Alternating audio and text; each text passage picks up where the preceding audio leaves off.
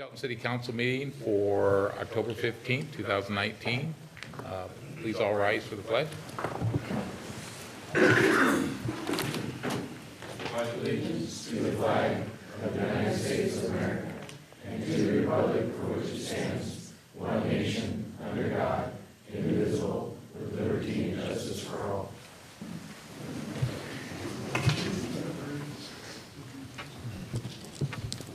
Donna, would you call roll, please? Yes. Councilmember Dorsey. Here. Councilmember Inesco. Here. Councilmember Krantz. Here. Mayor Rogers. Here. Deputy Mayor Peterson. Here. Councilmember McDowell. Present. Councilmember Schmidt. Here. Thank you, Donna. You're welcome. Any changes to the agenda this evening? No, Mr. Mayor. Okay, any from council members? All right, seeing none.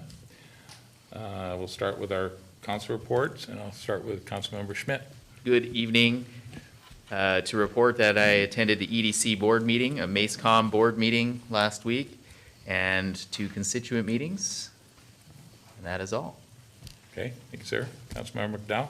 I attended the ribbon cutting at the new Shang up on Mountain View. I met with Allison Smith. She is in admin at the Olympic College, and they're looking to bring more technical jobs in, blue-collar jobs, training. They have their welding department, which is going well, but they're looking at some other options for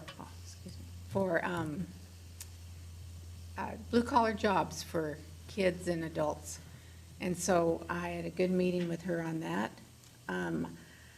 I attended the Cities on Tap in Hoquiam, and it was a great time to see other city leaders and talk about what's going on in their cities. And to believe it or not, they have the same issues as we do.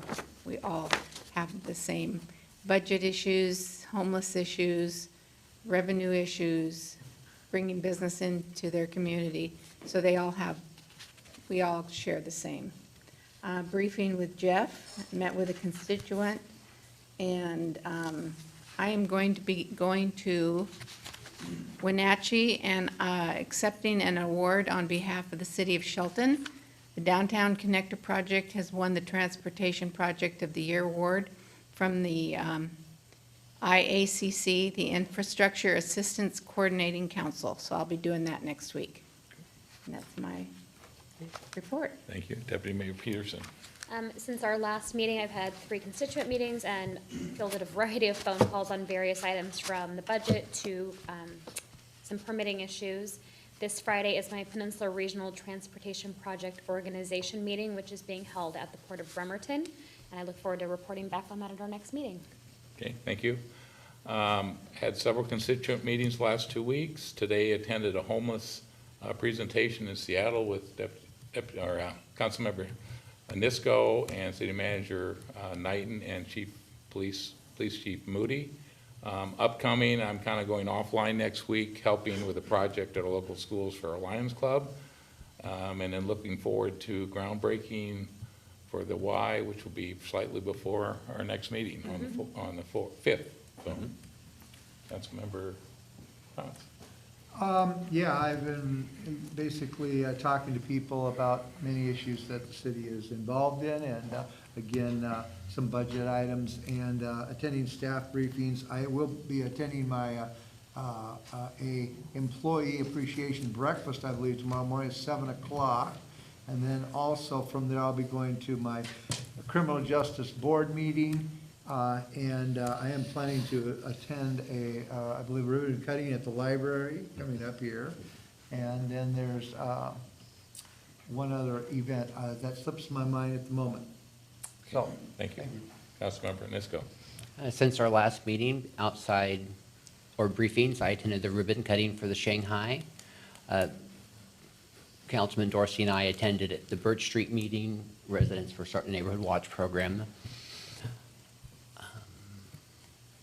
Today I attended in Seattle a meeting, a discussion on homelessness, which was very informative.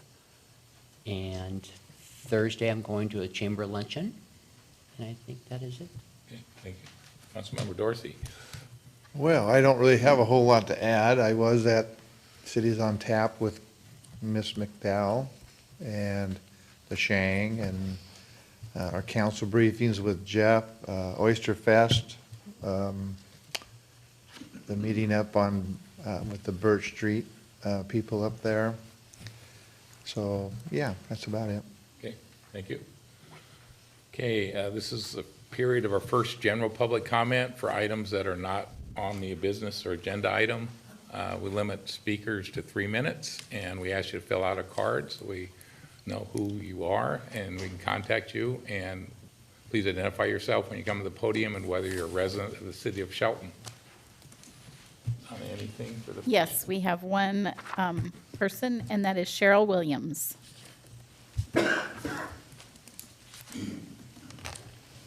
Sorry, Mayor Rogers, I didn't fill out a card.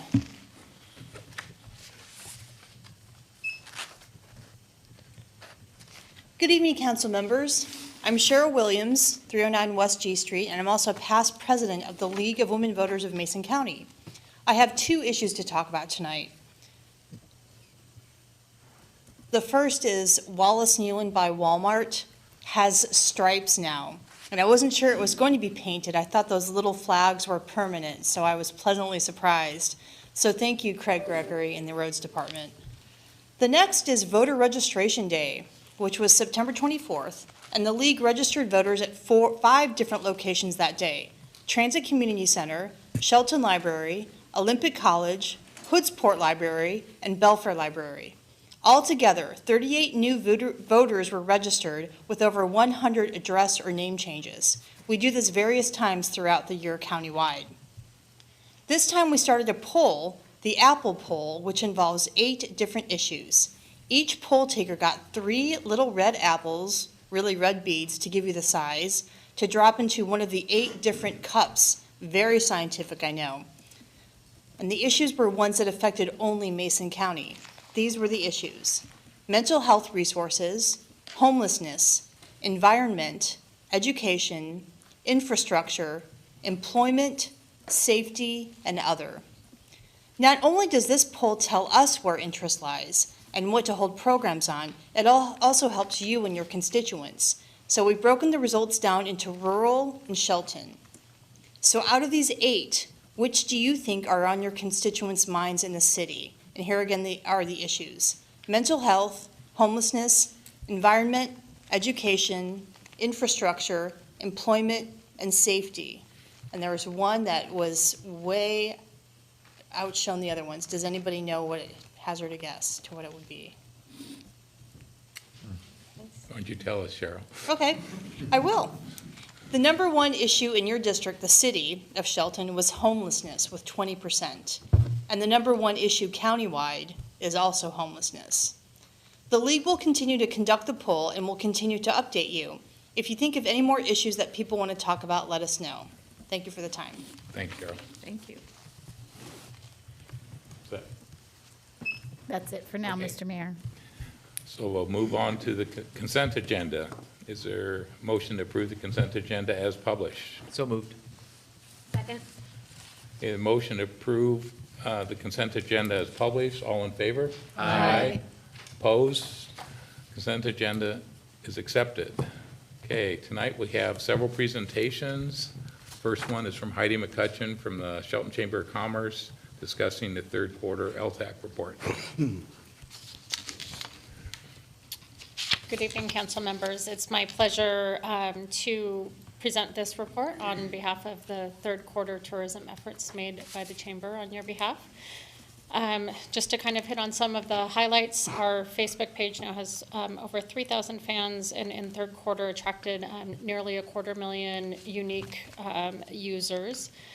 Top post was about where you would take someone visiting for the first time, followed by a post talking about how our Forest Festival royalty won a special award in the Seafair Sea Torch Torchfire Parade. As you can see there on the grid, Shelton continues to be the highest place where our users are from, followed by Olympia, Belfair, Union, Greatview, and Hoodsport. Our visitor counts, currently we have more than 20 volunteers who help out in the chamber office as well as our Hoodsport Visitor Center. As you can see, we've helped more than 6,000 people in the third quarter. That's up slightly over where it was last year. We also have fielded around 600 phone calls during that time also. Our website, where we have our community calendar as well as our membership directory, you can see that our online event calendar was the highest ranking, as well as followed closely by events and festivals. The Chamber also publishes a quarterly issue magazine, Business Matters. There are no LTAC funds used for that for that publication. However, we get out a lot of information about what's happening in Shelton. Some of the main articles in that was about the Expo and Bite of Mason County, which happened on Railroad Avenue. An article about craft pie and art bar downtown, and then also how to be a tourist in your own town. So, are there any questions that I can answer for you? Questions for Heidi? All right, thanks very much. Thank you. Okay. Next up is Judge Stephen Greer, who's going to talk about municipal court.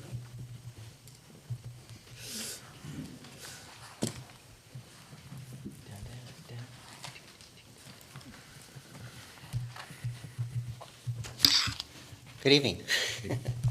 And Chuck, anytime you're ready. So I want to thank you for the opportunity to speak to you. This is my first report to the city court.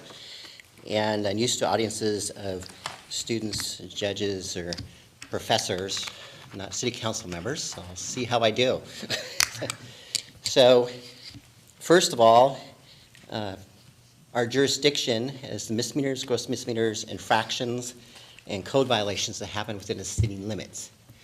And those are all handled in the room we're in right now.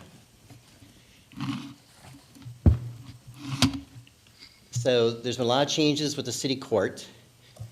We now have a mission statement and vision statement, which has not existed before. One of the purposes is to let the public know where the court's coming from, but also to let my own employees know where the court's coming from since the first of this year when I was appointed. And so we are here to protect people's rights and give them fair hearings. And this is posted outside our door. And it's not moving. So our vision statement, in the beginning's kind of slow, then it'll pick up, is very important to the court. We give fair hearings. We need to avoid the appearance of unfairness. So we adhere to the Code of Judicial Conduct and provide open records and proceedings. Any of you are welcome to come to court. Any public member can come to court. One city council member did come to court and sat in the back, took notes, maybe a little bit concerned, but that's okay. So additional independence is very important. We have to be correct, fair, just, even if people do not like the decisions we make. We have to give equal treatment to all, and that's regardless of race, gender, your ethnic background, religion, wealth, physical abilities, sexual orientation, or any other legally protected status. So you come into this courtroom, if you are a criminal defendant or got a traffic ticket, from my perspective, it does not matter if you are a wealthy business owner or whether or not you're a homeless person. Everybody is treated with the same respect in the same way under the law. We have to maintain our independence, and the city is very good at giving the court independence, and that's greatly appreciated. The court will acknowledge and enhance the potential of every person in our organization to contribute to administration of justice through participation, training, and technology. So once I came here, I did inform my administrator who's present that one of my top priorities was education, not just modernizing the court.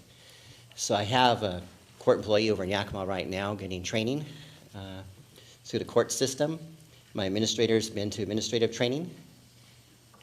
I went to judicial training this year. And also, we like to pull in resources from the outside. So your judge is a member of the Academy of Criminal Justice Sciences.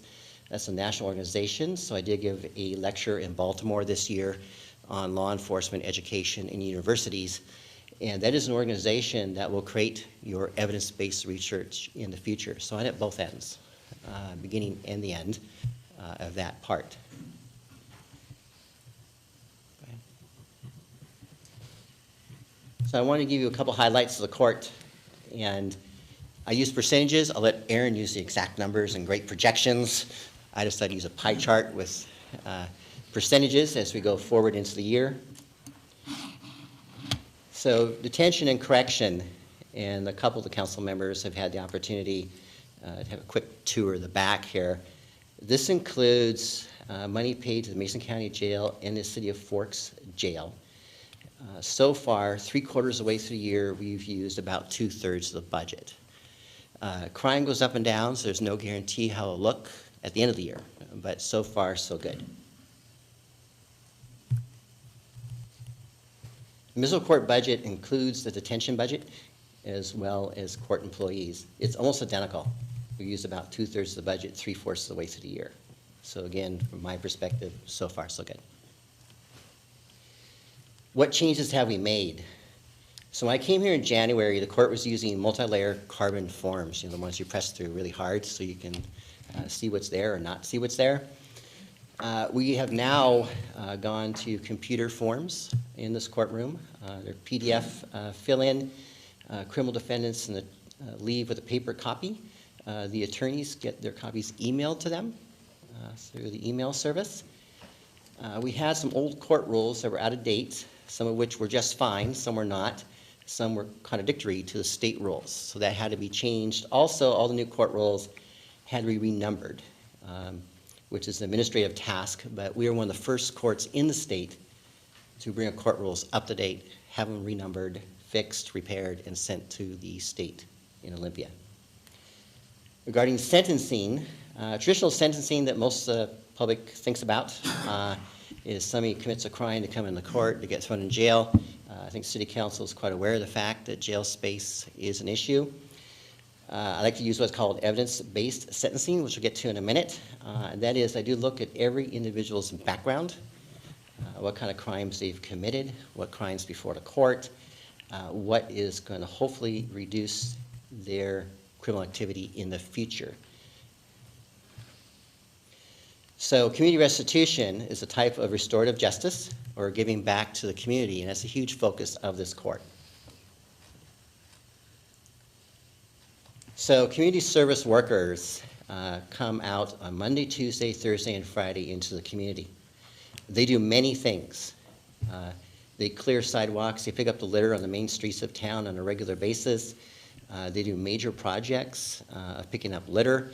Some of those requests come from law enforcement, some requests from community service officer from law enforcement. Citizens call in issues, and so we go out, our work crew goes out, these are criminal defendants, and clean up the community.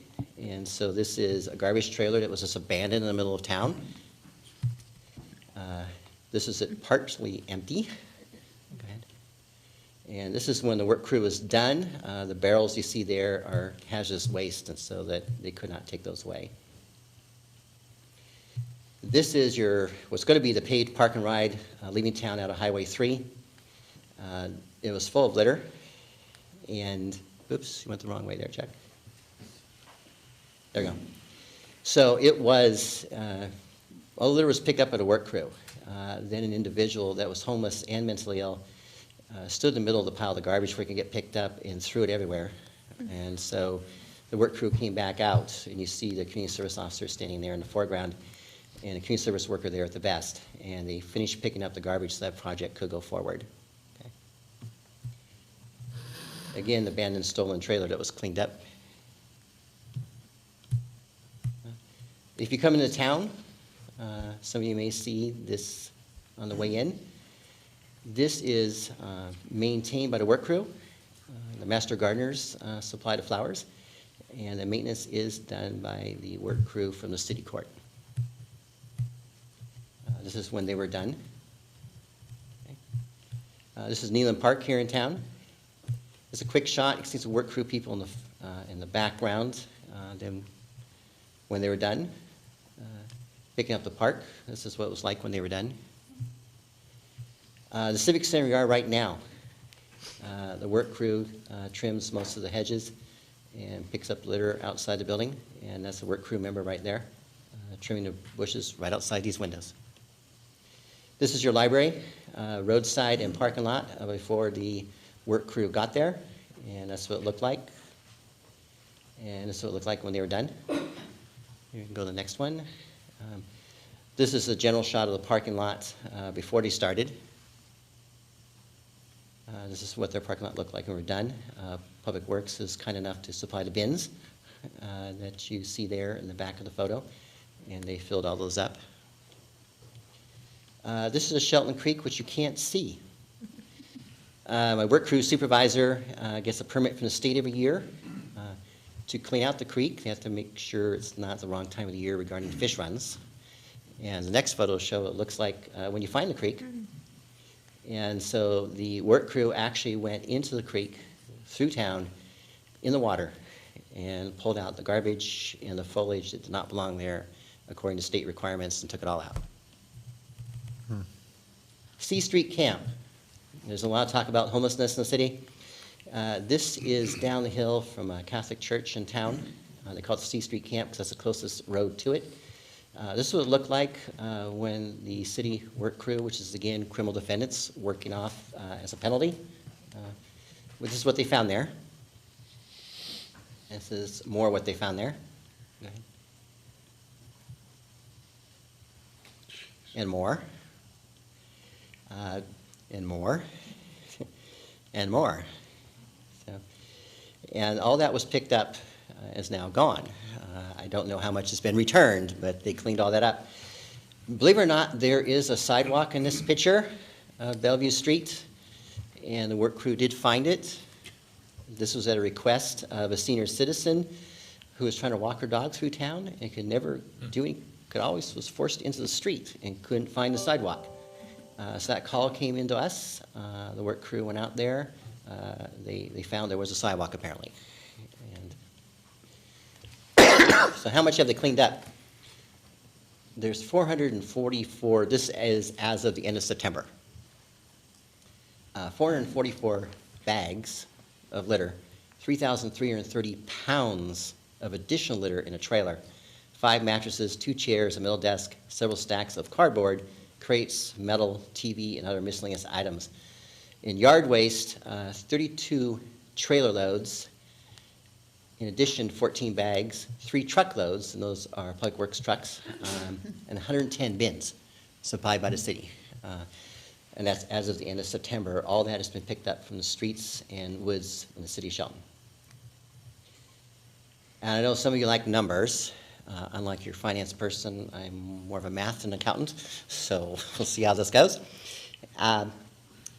So I took the first 9 months of this year, and I extrapolated to the end of the year. So assuming the first 9 months will represent the whole year, it'd be 2,092.66. I truncated, just cut it off. Hours, or 261.58 days. Based on what it cost the city if these people went to the jail. The city's saving approximately $32,697.50 of not going to jail because these people are doing work crew and getting back to the community instead. If that's calculated at minimum wage, it's $25,112 of work given to the city by people that have been convicted of crimes and assigned to work crew. If you add up the jail space not paid for, the work given to the city, a direct value of $57,809.50 to the city by the work crew. And in community goodwill there, the blue writing, that's priceless. So the senior citizen who couldn't find a sidewalk was very, very grateful and thanked the work crew. A house that's by the Shelton Creek was ecstatic that the work crew came through there and cleaned up the creek. People who have homeless camps have been abandoned or just garbage piled up near their places of business or homes have come out to my community service supervisor and the defendants who are working and have thanked them many times for what this city has done through the court system to clean things up. You can't give a value to that. I call that goodwill.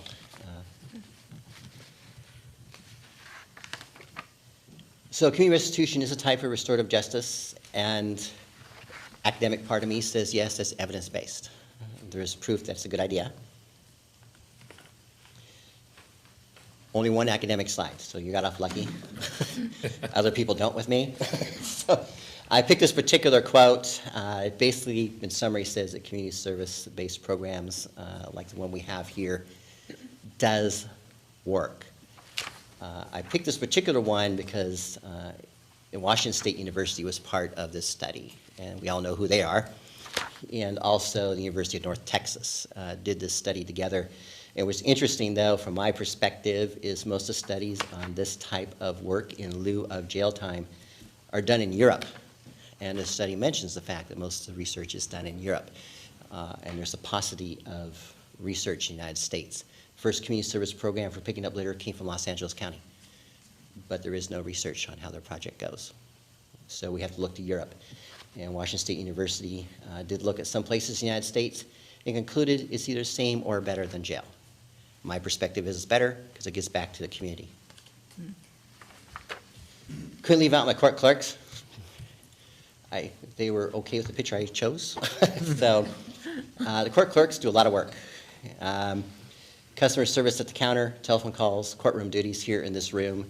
And I put down data, data, more data. So the court clerks work on city computers. They also work on computers that connect to the state of Washington. On the computers that connect to the state of Washington, every time you do an entry or do a function, it's counted at the state, and monthly reports come out. So approximately 2.25 clerks are working in the state court system, 467,040 entries, about 1,700 entries a day by the court staff. And I wanted to point out that my staff works really hard. And that's a pretty amazing number, and I could definitely not do that. So last slide almost, a little surprise at the end after this one. So work in progress and looking forward, we are completing electronic court forms. That saves a lot of paper and a lot of time. About 80% of the court forms have been converted to electronic. The community mental health court or community court is a discussion right now between the district court of the county and the city court. I have people looking for funding sources in other counties and also in Kitsap and Mason for community court money. I'm also on an email ticket list with the federal government and have contact in DC through my academic side with grants. And so we're looking very hard to get a community court going with the city court. That shows tremendous improvement with those who do go into that program. The city-county joint project is because you're more likely to get grant money if you do it with another jurisdiction. So that improves our odds. Again, court security and safety plan in cooperation with the whole city. So I have an employee that does court security. The city does have a safety plan in draft form, not final form. One of my court employees is on that committee. I'm required by law to have a court security plan by the end of the year. So I've informed my employee of that, and I'm hoping that the city and court safety plan will all happen at the same time by the end of the year. Last on there is DVMRT, that's Domestic Violence Moral Recognition Therapy, probation program with the county. That is for those individuals who are convicted of domestic violence crimes. It is a program that reduces recidivism, or the likelihood of reoffending, by about 20%. The county offers that program for $100. If they go to traditional domestic violence therapy from this court, it costs them like $100 a week for many months. And the traditional programs have a success rate within the margin of error, or from my perspective, 0. So this is an improvement from my perspective for the safety of the community. It's a much better program. The county is offering it $100 to be paid by the defendant, so it's less money for the defendant, much more intense, and a much better result. These last 4 slides were added at the last moment. I want to thank IT and Donna and Mr. Knighton. Last minute meant, I think, Monday. There's been a lot of talk about the Water Tower area, Birch Street area. Most homeless people have left through the efforts of the city, including the police department, also closing off the trail and things like that. But they left quite a mess. And so the city work crew did go up there. They thought it'd take a day to clean it. I had 5 work crew people up there with my supervisor. They cleaned it by noon. And then they came down here and washed a couple patrol cars. So we'll show the next picture. This is what was up there. So I understand why the residents of the area weren't very happy. This is some of the bags that have been picked up, getting ready to be hauled off to the dump. You can see the water tower there in the background. This is last photo. So that 2 photos ago, you saw this massive outlay of garbage. That's the same place when the work crew was done. So huge difference. So the last final word I have, trying to stay in my timeline, is the court keeps moving forward. I believe that you have to keep your mind open, keep changing as needed to make things better.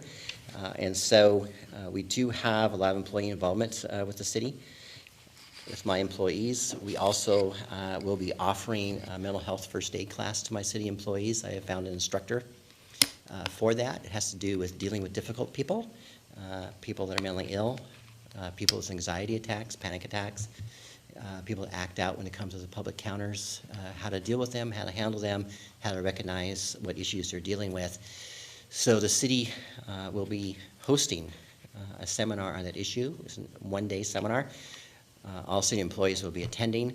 I've also, this is very recent, like a matter of days ago, so I did offer it to the city, to the county. The county will be paying to have people come to the seminar, so we're hoping to break even. And so far, they don't know it yet, but at least 3 correction officers and 3 deputy sheriffs will be attending at the request of their risk management. I informed the chief of it today. I don't know if his people need that or not. I know they've had some mental health training of their own, but it's open to any city employee or county employee. We're looking to hopefully have a class of 20. It is an excellent course in mental health for anybody that deals with the public that might be mentally ill, of which we have a lot in this room. So with that, I'm done. Any questions? Okay, thank you, Judge. Questions for Judge Greer? Thank you. Thank you for all the work you do and your staff does. Thank you. Okay, thank you. Okay. Next up, we have Fire Chief McKern, and he's going to talk to us about Fire Prevention Month. Well, it's Fire Prevention Month, so but I'm also going to give you some updated data. I haven't been here for a while. The data you have in your tab there, you'll see that we're at 6,431 responses in the district, and in the city at 2,486. Keeping in mind our golden star obviously is EMS. We're still sticking around 82 to 84% on the EMS data. So that's just some good data stats for you. Where we're probably going to end up the year is somewhere close to 9,000 responses, and about 40% of those roll out of the city as well. So that's some pretty good numbers. It's up about 60% for us in the district, and about 30% up in the city as well. So those are great numbers. Fire Prevention Week, as we approached that last week, we actually call it Fire Prevention Month. Since we're such a large district to try to get there. Obviously, the big focus this year is on planning escape routes. We did something fun last week, and if you happen to see a fire truck that had a Domino's little mark on the top of it, yep, we went out and delivered Domino's pizzas, and the catch was, if you had a working smoke detector, then you also got a free Domino's pizza. And so they did it nationwide, went across the nation with it. We were one of them.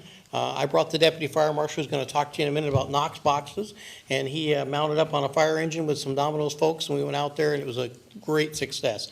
We owe kudos to Walmart. They donated a bunch of smoke detectors, and we thank them for doing that, and we'll do the program again. It was really, really, really well attended when we went through there as well.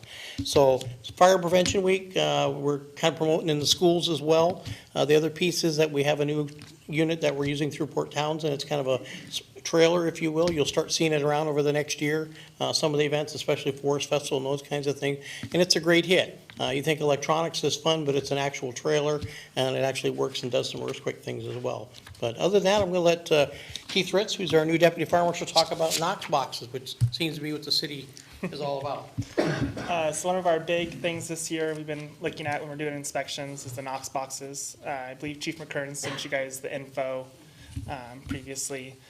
Basically what they are is they're secure steel boxes that you bolt into the side of your building, and then only fire departments have access into the box. So the idea is the fire departments can just carry one key instead of having keys to every single business. Some things some people don't realize is each department has their own key. So my key doesn't get into West Mason's or District 11's. Each department has their own individual key. So we've been really pushing for businesses to try and get that. Originally, we were requiring that any business gets a Knox box. After doing some more research and looking at some of our response data, we realized that we weren't really going to businesses without automated fire alarms in the middle of the night. So we brought that back to only if they're a business with an automated fire alarm are we requiring Knox boxes. That's because in the middle of the night, there might be a malfunction or there might be actually a fire, and we'll get a call at 3 in the morning. And we don't want to have to cause unneeded damage to a building or wake them up at 3 in the morning if it's just an accidental alarm. So we can gain access easily and quickly. I think that's all I have, unless you guys have any questions on Knox boxes. I don't want to Knox the boxes, but as a retailer in Shelton, Washington, I'm sure there's a very high level of security for those keys to those boxes, because all of us have our keys, and, you know, and if somebody got a hold of your key, you know. So could you want to talk a little bit about, does it go home with you and you set it on a shelf, or? No, definitely not. So what we have is, they're called Key Secures 5s. So it's something we just started implementing this year. So it's a box that's mounted to our rigs. Each rig has one, including my car and Chief McKern's car and Chief Patty's. And each person has an individual code. So you type in your code, and it's a 6-digit code, and then the key will unlock, and then you put the key back in it and lock it. And then what that does is it goes to our Chief Patty's computer, and he can pull up who pulled it out, the exact time they pulled it out, down to the second, which key it was, and then what time it was returned. So it's a lot better way of trying to making sure they're secure, and we can make sure that we know who's taking them out and when. Thank you. Just to follow up on that, Keith, some of the concerns we've heard from businesses is actually the steel box itself, the Knox box itself being vandalized and, you know, intruded and the keys stolen out of the box. Has that actually happened in the city limits? Do you have any info on that? So in the city limits, I haven't heard of any reports to it. And I've heard some of those concerns, so I even called Central Pierce, West Pierce, and Seattle and Tacoma Fire. Their fire prevention offices, see if they've had any reports. Between the three, there was 2 reports of someone just kind of gumming up the key lock to where you couldn't actually get in the box anymore. And then another couple reports, people stealing the boxes but never being able to gain access. And actually law enforcement was able to get the boxes back later on. So in all 4 scenarios I was able to find were people still weren't able to get the key, but they were able to make it so the box was unusable, but the keys were still locked inside. Thank you. Yep. Other questions? All right, thank you, Keith. Okay, Okay, thank you. Chief. You have some more, Chief? Nope, I'm good. Oh, all right, thank you very much. Okay, at this point, we're gonna recess out of our regular meeting and open a public hearing about the 2020 preliminary budget and consideration of the 2020 ad valorem tax levy. So, Aaron? Good evening, council members. Aaron B. Miller with the city's finance department. This is our public hearing on the 2020 ad valorem taxes.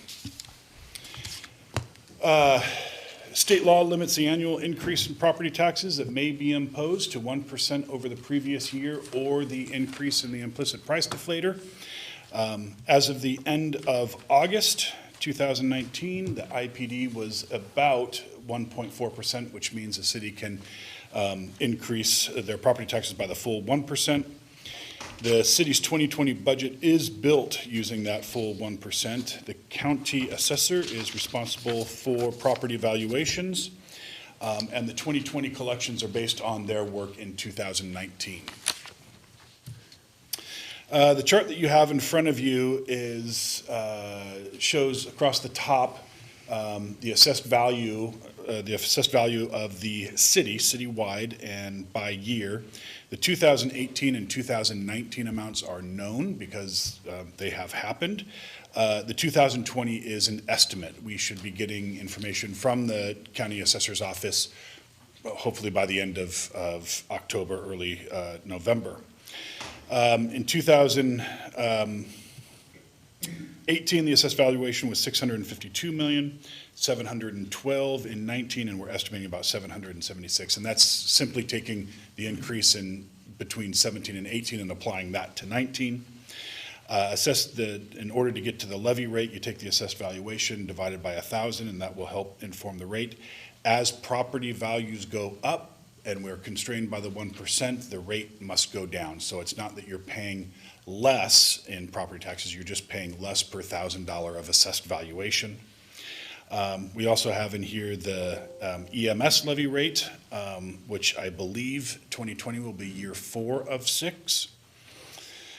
And so our estimated total 2020 property tax is about $2,401,000, $2,402,000. Below, for presentation purposes only, we've taken a valuation of about $250,000 in 2019, backed it down by about that 9% growth between 18 and forward for 20.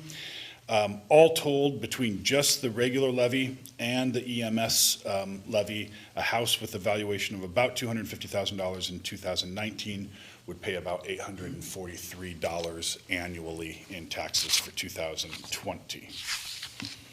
And with that, I can step aside for any public comment. Okay, thank you, Aaron.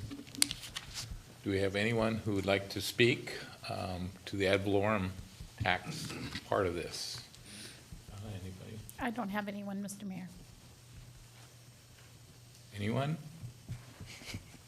All right, seeing none. Aaron, would you continue on the budget? You bet.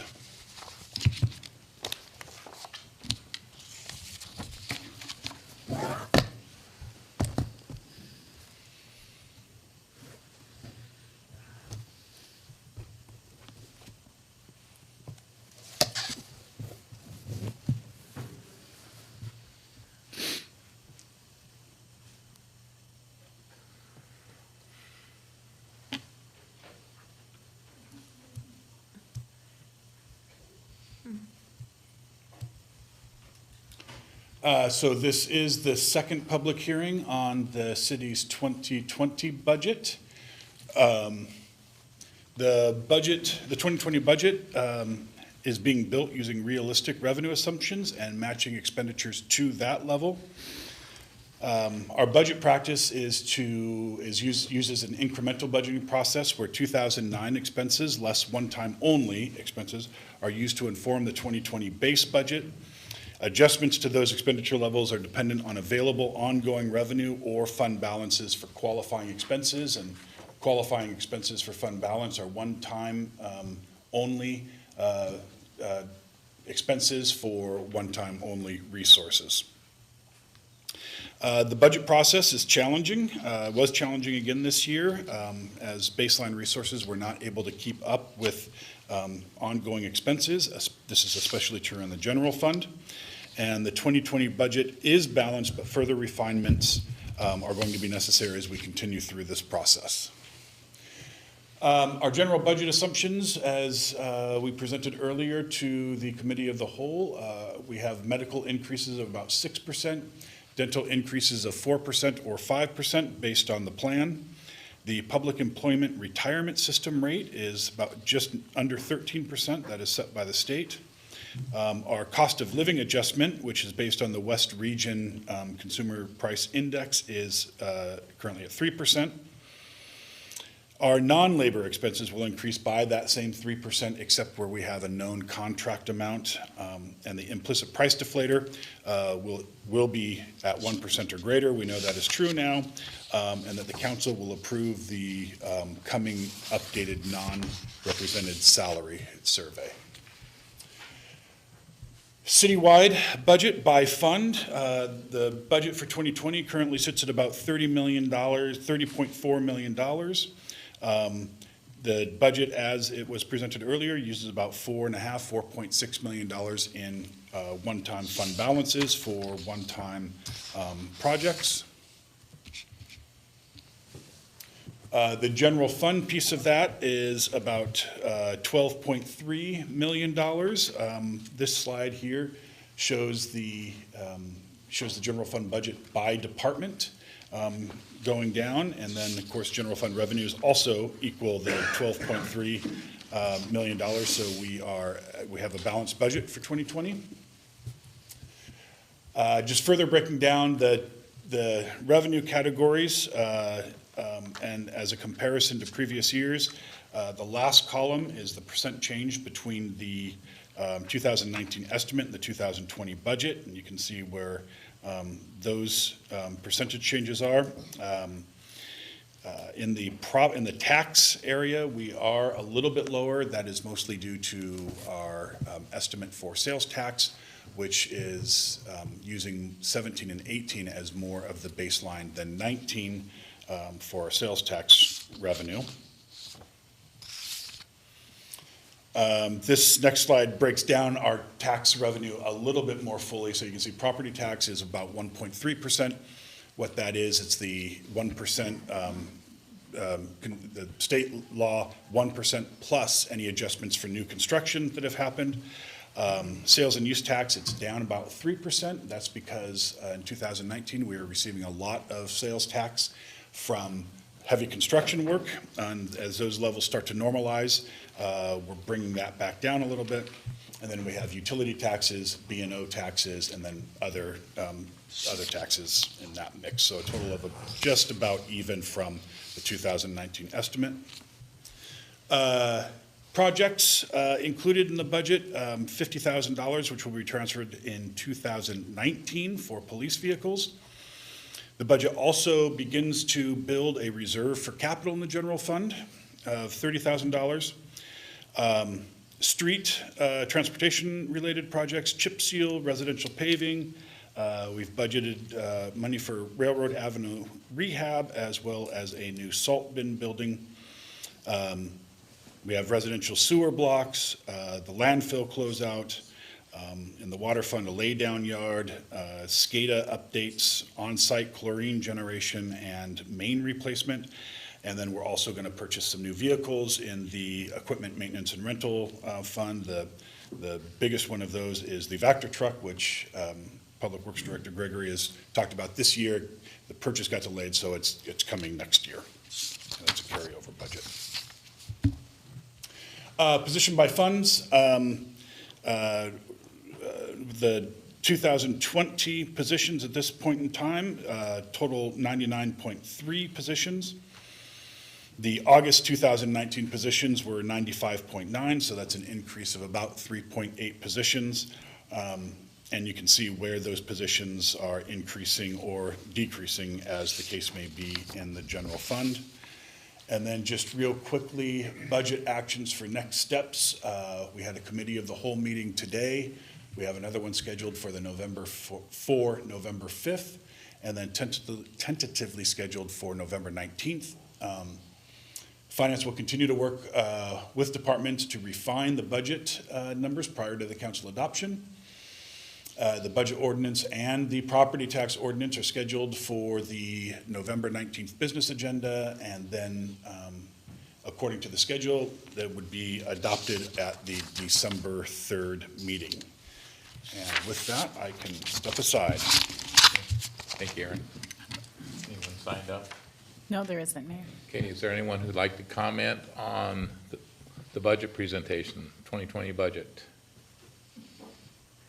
Okay, seeing none, we'll close out our public hearing and continue with our regular meeting. We'll move on to the business agenda. Has anyone signed up for any of the comment on the business agenda items? No, there isn't, Mayor. Okay, thank you.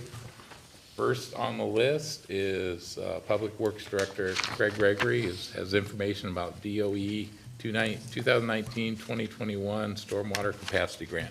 Thanks, Mayor and council members. Happy to present to you tonight a grant to help out with our implementation of the new stormwater permit that has been handed down by Department of Ecology, a total of $95,000 to help out with implementation over the next 2 years. That is an ongoing grant that's awarded every biennium. So we're hoping to continue with that in the future, but some help to the very expensive new permit that we have in front of us and the work that we have in front of us also. We did just receive information on this recently, last month, and the closing date is rapidly approaching to get this signed. So we are asking for the council to waive the two-touch rule or the three-touch rule and approve the grant tonight, if acceptable. Okay. Happy to answer any questions that you may have. Okay, questions for Craig? Seeing none, do we have concurrence to move it ahead without an extra touch? Yes. Okay, no objections? Okay. Do we have a motion then? I move to accept the 2019 to 2021 biennial stormwater capacity grant and authorize the Public Works Director to sign the agreement with the Department of Ecology. Second. Okay, a motion and a second to accept the 2019-2021 biennial stormwater capacity grant and authorize the Public Works Director to sign the agreement with the Department of Ecology. All in favor? Aye. Any opposed? Okay, motion carries. Next, back to Director Gregory, brief us on the FCS Group Rate Study Amendment number 2. So on the same topic, taking a look at our stormwater rates, FCS group, we had them look at those earlier this year, knowing that the new permit was coming and the workload that came with that. The recommendations that they brought back to us initially, staff took a look at those and we're looking at other options as opposed to just a flat rate increase. We didn't think that that was acceptable and wanted some other options to bring forward to the council. So city staff has done quite a bit of work to do some impervious surface calculations on about 1,000 properties within Shelton, a good percentage of those being commercial properties, also multifamily and single family, along with government and schools. So they are going to take that information. We should have that finished up and back to them by the end of this week. And they will take a look at that and bring forward some other options. That did create a slight increase to the original budget that they had to work on this, an increase of about $7,600 to complete this additional task that we will be bringing back recommendations to this council later this year, if not later this year, early in 2020. So we are asking for a slight increase to that budget to move forward with that. Happy to answer any questions. Thanks, Craig. Questions for Craig? Seeing none, I have concurrence to move this forward to the action agenda for November 5th. Thanks, Craig. Thank you. Okay, next we have City Manager Jeff Knighton. He's going to share information to us about the 2020 legislative agenda.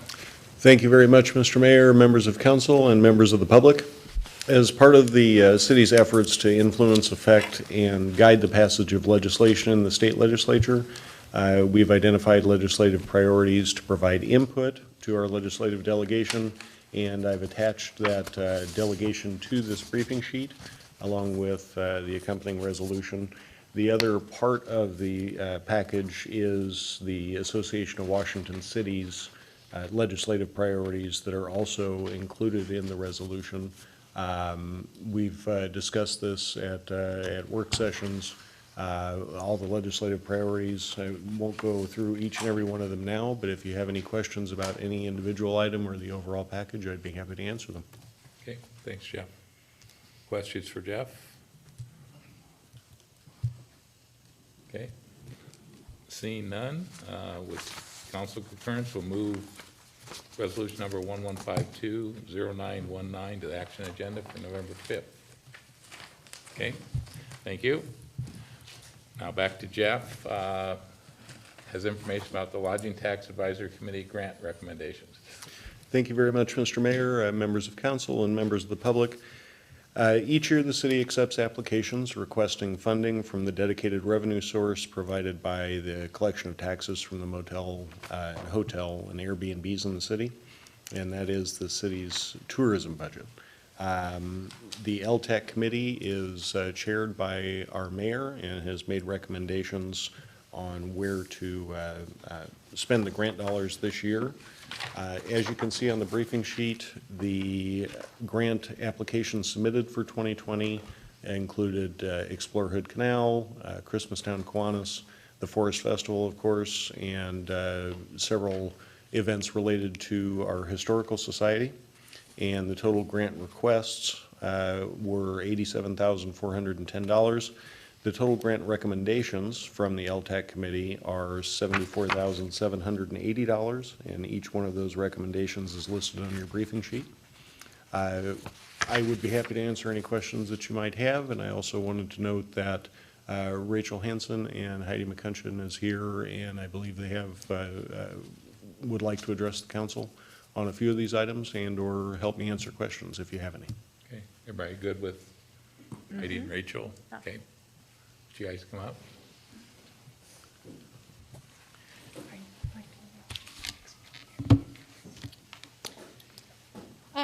So as you can see, we have joined forces to continue Santa's return to Christmastown, USA. Rachel and her family went to great lengths last year to redo the Beauchamp Santa and had him up in front of Tozer's. One of those grant applications is so that we can create a permanent structure to hang Santa up near Overlook Park. The idea is that within that, it would change out seasonally, so we may be able to do Paul Bunyan before Forest Festival, maybe the Oyster Man before Oyster Fest, and then, of course, Santa before the Christmas season. One of the things that we are particularly concerned about with this grant is timing. We would like to have Santa up prior to the Christmas season this year. Due to the materials and such that we've used in the past, it doesn't make sense to do it at Tozer's again, so we are looking to move that to Overlook Park and use more permanent materials for that. And part of that is obviously I'm not first here. Part of that is the engineering, the geotech for any location that we are able to do it on public property. It's going to take some time, and with marketing and media as well as the engineering, we're concerned that the date of November 5th might be a little late for this Christmas season, so we just don't want Shelton to go without a 32-foot Santa Claus. Okay. You have any questions for our guests on this project? Councilmember Brown? Just a comment, being here for 8 years and soon to be retiring. I just think that the citizens of Shelton owe a huge amount of thanks to the nonprofits, the volunteer groups that are represented in what we're seeing before us. If you did not have the volunteer groups doing this work for the city of Shelton, we truly would not have a wonderful place that we've grown to love. So, I mean, there is no doubt, I believe this city has more volunteers and more people that are just doing the work that we're not paying for to make this a wonderful place. And I just think that not only to Heidi in the chamber, but to everybody that volunteers on these groups, from the Kiwanis on down, big load of gratitude that the citizens owe them. And so I just like to express that gratitude to you, and all of that is represented on these numbers here, so. Okay. Any questions? Are you going to address the other project? Or- Sure. For that one? If there's a need for it, we're happy to. I don't know What- what you guys okay. have actually taken a review of. The other project that we're looking at coordinating on is basically ramping up what was begun last year. So as Santa arrived, it got a lot of news media and a lot of people asking what else is happening. So Rachel came up with a great idea of creating kind of a event structure around the Christmas season. So different things happening on events, bringing real greenery throughout downtown. So the swags that will go across the street, wreaths on the light posts and lamp posts throughout town. So we've already reached out to some partners that are really excited about assisting and coordinating with that. So we understand that this will be seed money for this year so that we can gauge what the interest is and see if it's something that moving forward we can find sponsors and private dollars, not public dollars. But we think that there's a good base that was built last year, and we'd like to capitalize on that moving forward for the city of Shelton. Thank you. And I know Heidi and I talked about the timing, and I made the decision not to bring it forward as a variance to our free touch rule. So I'm asking Rachel, is that going to cause you? It does. I know it sounds like it's going to some cause you issues. grief, Yeah, but. it's not, well, it does cause issues because we're coming into the holiday season now, and unfortunately, it didn't get done quicker, but I do understand that the lodging tax, we're actually pretty much a year and a bit ahead here, so, because this was the 2020 application, so this really should have been brought up last year. So I understand the difficulties, but was hoping that there might be something a Christmas miracle. Well, they may. I won't be voting on this because I do work for the chamber, and so I'll be abstaining from the vote on the actual recommendations. But it would seem to me that our three-touch rule has been in an effort to maintain transparency on funding, and to me, the lodging tax committee in and of itself being separate from the council decision fulfills that requirement, so I would feel comfortable moving forward. Waiving the three-touch rule, you mean? Mm-hmm. I'd be comfortable with that also. So part of my concern is a lot of this depends upon funding from the community and from private individuals to try get their, it's over, I'd say 65–70% of it is going to be private funding that will be needed to make the Christmas town happen. And as far as the Santa Claus, I'm really concerned about the time it'll take to do the engineering and just to get that process going through, because last year we put them up before Thanksgiving, and I would love to be able to do that again. So as far as from a marketing point of view, the November 5th is after the deadline on a lot of our marketing campaigns. So if we're not including Christmastown USA and all our efforts, I've spoken to some folks who are willing to put on a Christmas pageant. I mean, a lot of people have come forward with excitement about the idea. I'm not saying that we couldn't do this next year, but as you all know, I'm one to jump on things when it comes up, and if like I can also add the caveat that when lodging tax applications were due last year, we didn't know that this was going to be happening. So it was after that point in time that Rachel and her family began renovation of the Beauchamp Santa. And so there wasn't really a way for us to do that. We would hate to see the momentum be lost off of the excitement that was built last year and kind of rejuvenating Christmastown USA, but we understand that there are certain structures that you guys have to adhere to also. Question on process and budget. Probably two questions, if I can take two. This is for 2020. The request is for 20. When do we disseminate funds to the grant, whoever we award the grants to? If this were for 2020. As the bills come in, I believe. But would we be able to award the grant funds in 2019 for a 2020 project? under the requirements of your lodging tax application, we put down January of 2020 for funds.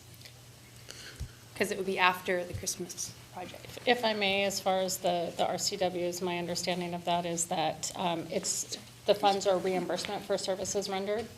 So part of those services will be in 2019, part of them will be in 2020. And so it can be a multi-year expansion. It's just when the funds will be requested and received. Okay. Excuse me. Yes. Hi there. So the funds technically, as you adopt them for 2020, will become available January 1. But what we could do is bring forward as part of our supplemental ordinance funds available. There is some fund balance and funds available. You can start that in 2019, reduce the 2020 by whatever you budget for in 2019. I guess the issue with that is once 2019 ends, those funds lapse and they would fall back into fund balance. So if they're not going to be spent and reimbursed in 2019, then we would want to go ahead and keep them in 2020. So there is that bit of a complication. The other thing you could do to make things more complicated is go ahead and Thank you, Eric. budget them in 2020 and then also do a supplemental and then pull back in 2020, whatever ends up being paid out in 2019. So there are some options available if that's what the council would like to do. Yeah, I'm just wanted to check on the specifics of process with this. And then my second question is, this is not a fund that we are intending in 2020 to maintain a 16 to 20% end fund balance in, correct? That's right. Very good. It's already got a 200% balance. Yeah. Fund balance in it. Step up to the plate, ladies and gentlemen. So I'm looking for agreement to vote on it final tonight or pass it on to action item for November 5th. So what's the consensus of the council? I say waive it. Do attach. You're done. All right, we're in agreement on that, so. There you go. Okay, Thank you. Thank you. so we can move it to our action item or just take a vote? You can take a vote now. Okay, so let's take, Do we need to have the budgetary components in the motion since we're moving into action with the intention that there will need to be an amendment to the budget for that? I think you can mention that, but the actual mechanics of it will happen in the supplemental. okay.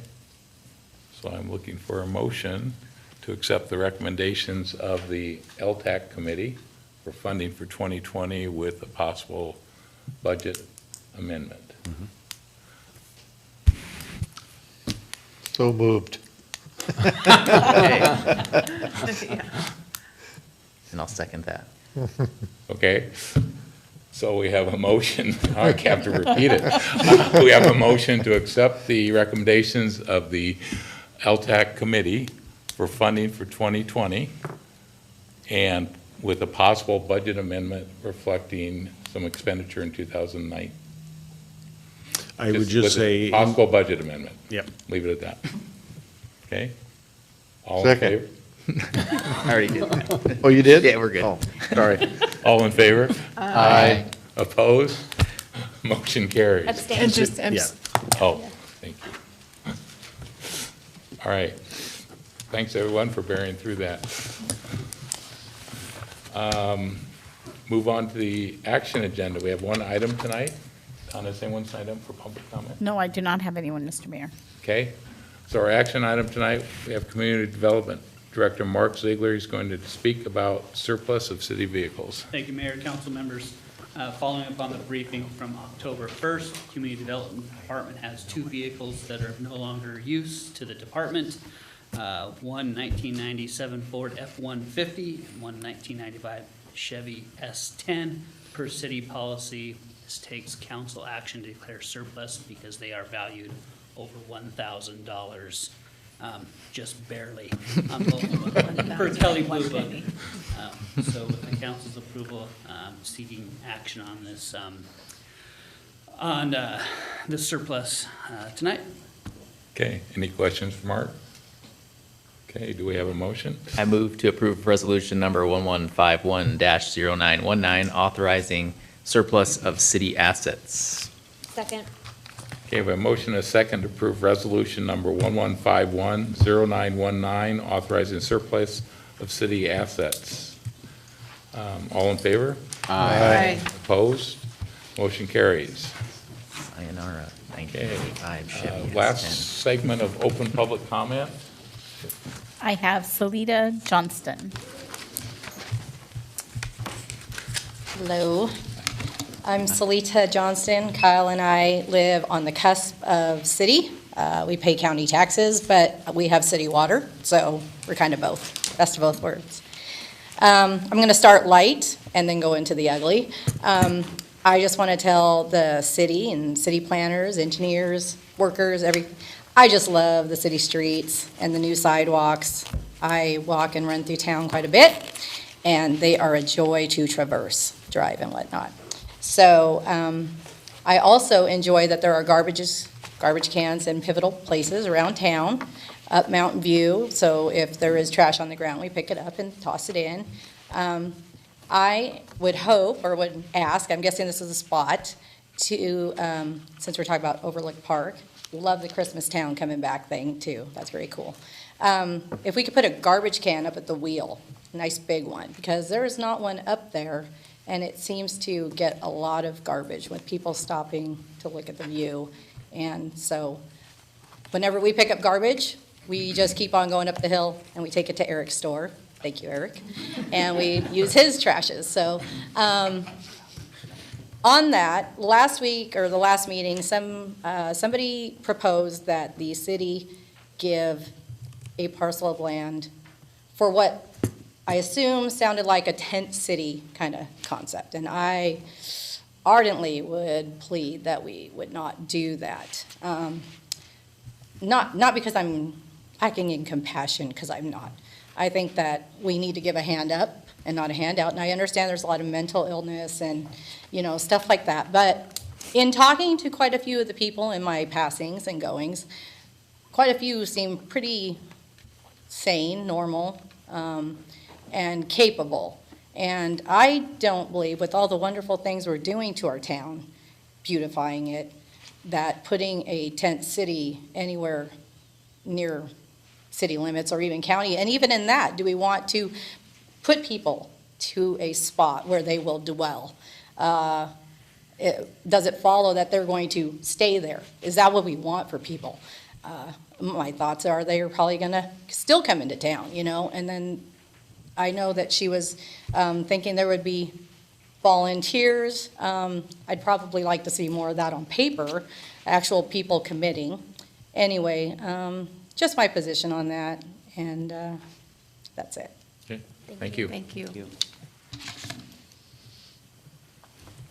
That's all, Mr. Mayor. Okay, thank you, Don. Okay, we'll move on to City Manager Knight for his report. Thank you, Mr. Mayor, members of council and the public. Just a couple things tonight. First, I wanted to mention again that the Spotlight Shelton event will be held on October 30th right here in the Civic Center. We're hoping for a lot of participation. We are going to be discussing past successes over the last year and future successes through 2020, what projects we have lined up and ready to go.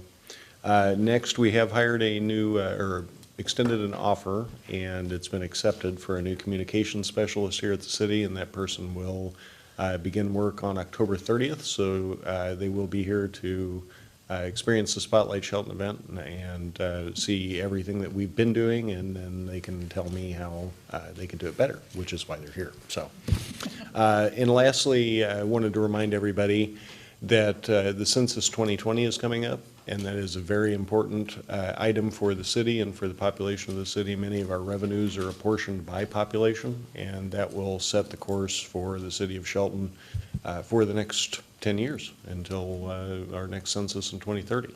So it's very important that we participate as much as possible, and that's all I have. I'd be happy to answer any questions if you have some. Okay, thanks, Jeff. Questions for our city manager? All right, hearing none.